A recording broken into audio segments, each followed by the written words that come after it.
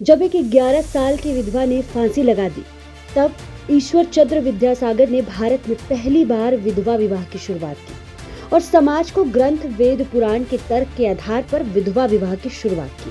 18वीं सदी में समाज में कई गलत और कड़वी परंपराएं थी।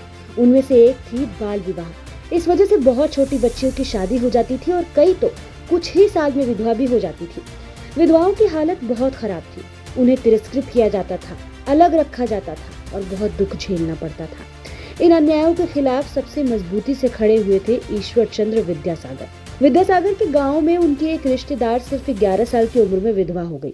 छोटी सी उम्र में उसे सफेद साड़ी पहना दी गई, सिर मुंडवा दिया गया और उसे एक कमरे में बंद कर लगभग अकेला छोड़ दिया गया। लगातार अपमान और दर्द सहन न कर पाने के कारण उस 11 साल की बच्ची ने आत्महत्या कर ली। यह घटना विद्यासागर के दिल में गहरी चोट बन गई और उन्होंने ठान लिया कि वह इस कुप्रथा को खत्म करेंगे। विधवा महिलाओं की तकलीफ कम करने के लिए विद्यासागर ने हिंदू धर्म के शास्त्रों और ग्रंथों को ध्यान से पढ़ा और सबके सामने कहा कि हिंदू धर्म में विधवा विवाह पर कोई रोक नहीं है।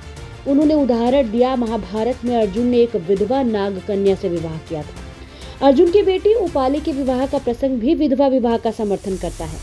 हिंदू विडो रीमैरिज एक्ट का पहला सही उपयोग विद्यासागर की ही मेहनत, उपस्थिति और देखरेख में हुआ।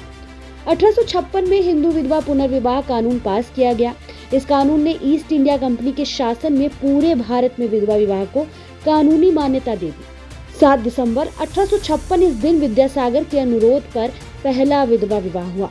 11 साल की विधवा कालीमती का विवाह संस्कृत कॉलेज के प्रोफेसर श्रीश चंद्र विद्यारत्न से कराया गया। काली प्रसन्न सिंह, रमा प्रसाद राय, परिचांद मित्र, राम गोपाल घोष जैसे कई बड़े लोग शादी में मौजूद थे। खुद विद्यासागर वहीं खड़े रहे और वधू की मां लक्ष्मी देवी से बेटी का कन्यादान करवाया। इस तरह उस दिन एक नया इतिहास बना।